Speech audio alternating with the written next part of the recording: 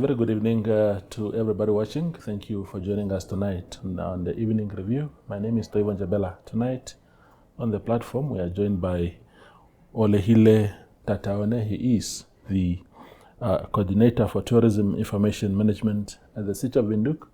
And he is here to help us understand the city's take on one of the headlines that we saw this morning, that Windhoek is a boring city, according to some visitors of the city.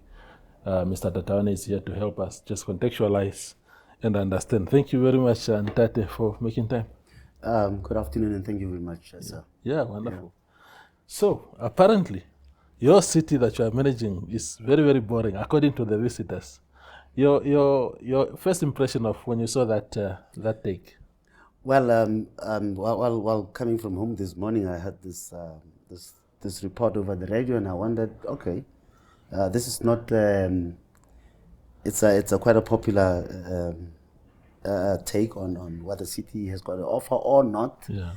And we really appreciate the feedback in terms of what is the feeling out there. Yeah. I mean, being a vibrant city with rich history in terms of where we come from and where we are. Yeah.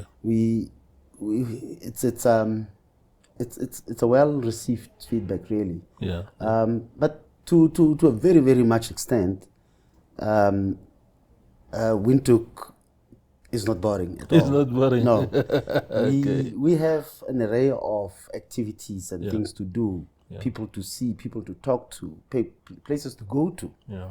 So I think that becomes also only a question of a matter of packaging and awareness creation around the city as a destination, as a tourism destination.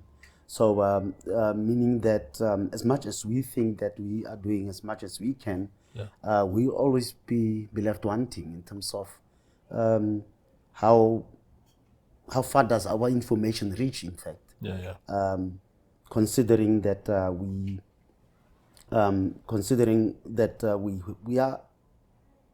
we actually have information wherever you want. We are talking information online. The sole role of promoting the city, really, if you want, also doesn't solely lie with the city only, but with the industry, most especially the tourism, the local tourism industry.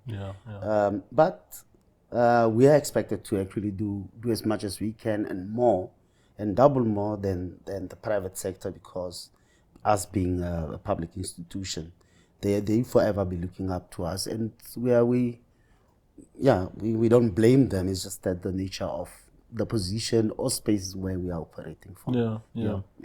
It's good that you mentioned, Mr.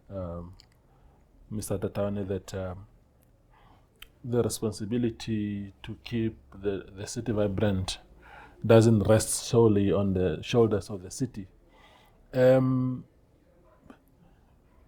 What role should the city, as the authority of the city, what should be your role in making sure that vibrancy continues? Our role, again, is to create an enabling environment, really, to make sure that there is access to resources, if we can avail them. Because resources does not always have to cost something. It's sometimes has to do with time. Time being also a resource in itself. And also time, obviously, and then putting a little bit of effort in making sure that the destination in itself becomes vibrant. And also having collaborative efforts, meaning that we need to call each other to the table when we are actually making decisions in terms of how to promote the city. And the issue of coming together and constantly doing that to make sure that we promote the destination as it should. We know that promotion and marketing is not a once-off exercise. It's a constant effort, meaning that we need to be present, we need to be seen, be heard, doing things, really. And then obviously there must be results. Yeah. Other than that, it's just pointless actually just doing things without, seeing change over time. Yeah. Yeah. Absolutely. Yeah.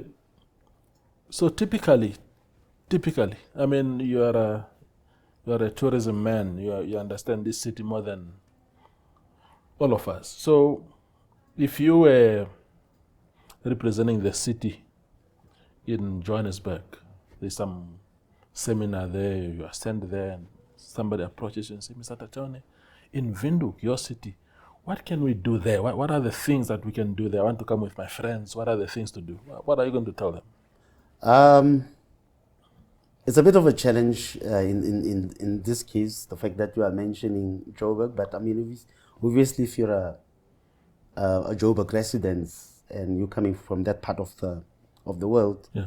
it will be a bit of a challenge for me to sell Windhoek as hard as I can. Yeah. But I'll tell you that because we come from completely different backgrounds in terms of our history and culture, like I mentioned before, I will tell you that I'll tell that person that look, our history is a shared history really, as much as it's also shared. We also differ in the sense that we have a story to tell, actually, that a story that hasn't been told to the fullest. Yeah. And sometimes one could actually use the word misconstrued. Yeah. So for you to come to Windhoek, first and foremost, we guarantee almost 100% safety, if I may. Yeah. And we are talking cleanliness, for example. We are talking about less congestion. We're talking about peace, quietness, that peace of mind, enjoying a city that very much relaxed. People from other parts of the world, including now South Africa and in the region, they like the idea of a laid back lifestyle, life in a modern city like this, where no one is nowhere in a rush. But again, I mean, those are the small things that we really sell to our visitors when they ask us as to what is there to see, what is there to do, what is Windhoek all about. I mean, we are talking about the DNA of the city, as to exactly what makes Windhoek Windhoek. Like I mentioned, safety and security is one aspect of that. As much as, I mean, crime is all over, but one thing that I can almost guarantee our visitors to Windhoek is that you're safe. And you're always welcome. It's a much safer city. Yeah. Let me just be the devil's advocate. Yesterday when I saw that headline in the Namibian, I also tweeted and I said, Windhoek is indeed boring. Very flat socially. That's why we took Speed, the guy who came from the USA the other time. Yeah. That's why we took Speed to Kapana, because we are thin on options. Nightlife is trailing every city in the region. In other words, your Lusakas, your Harares, those are bustling cities. We must inject fun in the city, and there must be a variety of fun. Because, of course, I know that some people are social. You love clubbing, you like nightlife. That's okay. But for a guy who doesn't drink, but really want to have fun in Windhoek and stuff like that, I find options to be very limited. You can correct me if I'm wrong. Well, I don't know. It's like you're saying, you're playing a devil's advocate in that sense that, fun is really defined in so many ways. Windhoek, I could want to define Windhoek also as a destination that with soft adventures. For example, I mean, if you're into hiking, I mean, depends what you are here to do. Again, wildlife becomes one of also the strongest selling point, especially if you are a person that came for a conference here, or a meeting, or you're just passing through, but you're taking a break and you've been driving from wherever. the most unfortunate thing is that I would also want to blame the city in terms of the population. Yeah. We're about 600,000, and 600,000 people in a city like this, it's a drop in a bucket in the ocean, where there's not so much that one can do that you can say that there is so much impact. But you need to really engage with the locals to understand as to exactly what is there to do. Yeah. I personally live in Katutura, for example. I mean, we hang out at places that we know where to hang out. Yeah. So that in itself becomes quite a challenge in terms of if you want to sell Windhoek to a very hyperactive person, it becomes quite a I'll admit. But there will always be something to do. For example, visiting. If you're interested in history, for example, that's a type of thing that one can actually do around here, visiting different monuments and whatnot. Remember also, like mentioning wildlife, for example, the furthest place that you can think of going to is about 20-25 minutes, maybe half an hour from here. And you can spend a day or maybe a night camping, that type of thing. Socializing with friends in the wilderness. And remember that Namibia is known for its wide open skies in terms of, if you're interested in looking at the stars, for example, that's your type of activity that you can do. That one would call, soft adventures. Hiking is one, or mountain biking is one. Those type of things. Yeah, absolutely. We go for a very short break and return with Mr. Thataone.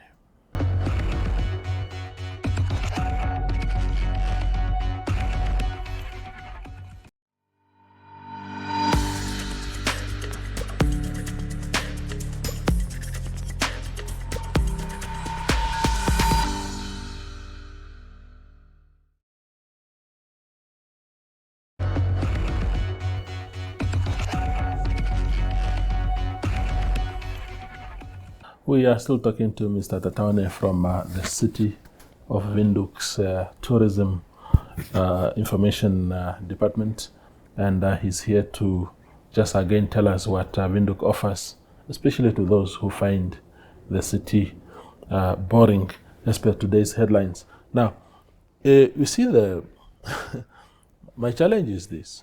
If a guy comes from, so I live in Windhoek, and if I go to a small town, I've actually made it a point that annually I go somewhere to a small town. I would go to Katima for Easter, I would go to Omaruru, small places like that. And I find them fascinating because it's a new experience for me. So for the locals, they might say, no, Omaruru is very boring. But for me as a new guy in town, I really find it interesting, seeing everything. So the same applies to Windhoek. If a visitor finds Windhoek boring, imagine now me, Taiwan Jebela, the resident of Windhoek. Because a guy from Gaborone or Lusaka can say, okay, we want to go to the dam, we want to go to Parkies, we want to go to whatever. There are not many people who are into museum things and monument things. I'm a black African man, my interest might be far from those kind of things. So for residents in particular, we wake up on Saturday, we pop in at the mall, do some things with family. In the afternoon, I want to be with my friends. And all that we do is just congregate maybe at a nice bar, watch soccer, and then it's just a routine. It's killing us. There ought to be something more. Well, one thing that I actually came across over time is people were are complaining mostly Yeah. about their children. As to there's nothing to do Yeah. with children when you're in Windhoek or you're a resident. But I realize that it's not true, because there are a lot of things. There are spaces and corners there you can take your children. We know I'll make an obvious. I'll point out to the obvious, which is now on summertime you take them to the swimming pool. In the malls there are spaces and corners where children can spend 2-3 hours playing. I don't know. It becomes also now that change of mentality as to exactly what is the norm. What do people really do? Yeah. I mean, I know of lodges around the city that actually offers things like horse riding, and a lot of children around the city have never been on a horse. And to see a cow or a sheep, it happens probably once a year, and it's mostly from a distance and also by chance. So you find properties or lodges around the city that offers this kind of activity. I know that people again have taken up hiking since COVID-19. Becomes now that popular activity that you can do in the morning, and in the afternoon you can do something else. The most unfortunate thing at this point is that we have a dam, but it can be used. But I mean, in other small towns, for example, Rehoboth, for example, they've got a lake. People can enjoy, can do water-based activities. But I know, for example, I'm just trying to point out to those legal gems that are hidden around the city. If you go to Windhoek, for example, there is a water bicycle. I want to call it water pedaling bicycle, but I don't know what it's called. But you can participate in that activity. So being boring, really, we need to delve more and more into exactly what do you want to do. And you'll find it. I promise. I promise. We know that apart from weekends, we on Fridays, for example, I know there are certain places that has small markets where you can find. I mean, if you're into antique and all those things, you can buy those small things and just visit with friends without necessarily consuming alcohol, maybe to a minimum. But there are also car boot sales. There are farmers markets, those type of things. Spectator sports like your soccer, your rugby. Those are things that actually gets the city going. So it becomes quite, I don't know. I think, like you are rightly saying that, I mean, for us it's routine. But I mean, at least I can, just on top of my head, those things that I just mentioned, those are the things special things that people can engage in. We know that, again, in lodges outside the city, everyone is tired of going to Palkies and to the dam. You can drive out, have a camp with your friends. That type of things. I mean, I do not know. It becomes quite a challenge to say that, this is. I've got a list of things, really. Believe me. But we need to change our lifestyle. Again, for me, it has to do with changing our lifestyle rather than sticking to the normal things that we do. No, it's a fair point. It's a fair point. I think routines are beautiful, but when you are into a routine, because due to lack of options, that would be something else. Well, one of the things that you mentioned earlier was also that our congestion in the city is quite manageable. People stay in queues in cities like Johannesburg and Cape Town, crazy queues. You are driving for more than an hour in a queue just to arrive home, which should have taken you 15 minutes. But does it make your job difficult as the city when you see things like the new speed humps there. In the only city's freeway, now you have speed humps there. People are now waking up earlier than they should, and all that, because you said at the beginning that this is Windhoek is a responsibility of all of us. There's no point in you at the office trying all the best to make life easier for the visitors and residents, and then another office somewhere contradicts that with infrastructure like that. I don't know. It becomes quite a difficult issue to really navigate around it, more especially when it comes from the powers that are, in the sense that, I mean, it almost becomes it's more political than anything else, if you ask me. Yeah. But because I cannot really engage that, I'll say that yes, at one way or another, at some point, people will have to learn to live with this kind of things. I mean, if you are waking up at your usual time of waking up is 5, maybe make it 4. Obviously, it's pushing it, but I'm pushing it. But I mean, it becomes a changing routine or lifestyle. But I mean, if it means doing all of this to change or to better our lives, then maybe we should just let it be until such time that time tells us that, and situations tells us that, no, maybe this is the wrong way to have gone. Yeah. Maybe we need to change. Yeah. But yeah, again, it's an issue of not accepting, but also understanding where other people are coming from when they make decisions of that sort. Yeah. The city is becoming smaller. You spoke about 600,000 people now living in the city. Not too many years ago, it was just about 300,000. So we have doubled or so, nearly doubled the population. But the city is also not growing geographically. Is the city, for example, and every time there's some sort of expansion, it's just for industries and residential. But is the city also thinking of to say, look, we must expand the city, but we must reserve some spaces for other things, recreational stuff, parks outside of town, stuff like that, so that there's really more fun in the city.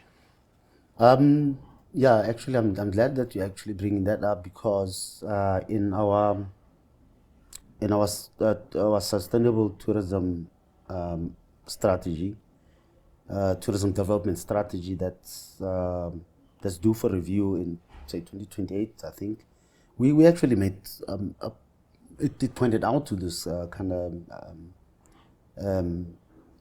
development initiatives, and at this point, we will be appointing a consultant to actually look into the feasibility of, identified pockets of land as to exactly what can be done there in terms of, to expand, not in size, but rather the number of types of properties that needs to exist that are geared towards tourism and tourism development. So I think in the next 6, 7, 8 months from now on, we should have that report that will teach us as to exactly what is viable and what is not. So like you rightly said, we can expand in terms of land mass, but we can expand in terms of tourism development and property development that's geared towards. We're hoping that this feasibility study will come up with something that's doable in terms of not costing as much, not costing millions and millions of Namibian dollars, but something that we should be able to say that this is actually added value to the city in terms of tourism development. Absolutely. Yeah. My only request again, Mr. Thataone, is, of course, you must also fix the Independence Stadium, because Same name as stadium. Same name, yeah. That's right. Because it's your stadium as the City of Windhoek, and it used to serve a lot of recreation when young people go to watch Tigers versus African Stars there. Time passes more faster as opposed to having been elsewhere, maybe drinking alcohol and whatnot. Of course, at the stadium we also consume, but Yeah. but it represents a very good recreational thing also there. Well, yeah, I agree with you that it's about time that the city has done something about it, and I'm sure that at this point, having seen a few reports either in the media or just generally talking to my colleagues, there is some level of progress there. I don't know. I mean, there are actually a lot of other places that people can use for recreational purposes. I mean, like I mentioned, the parkies and but I mean, some of these places are not suitable for certain activities. Obviously, now that becomes now a different ball game. Absolutely. Ntate Thataone, thank you very much for making time. I really appreciate your input. It's always a pleasure, sir. Yeah. Thank you. All right. Yeah, that's Olehile Thataone. He is a coordinator for the Tourism Information Management at the City of Windhoek, responding to that headline this morning that Windhoek is boring. He says it's not boring. It's a question of just getting more information about what can happen in the city. We appreciate his presence and thank you for watching.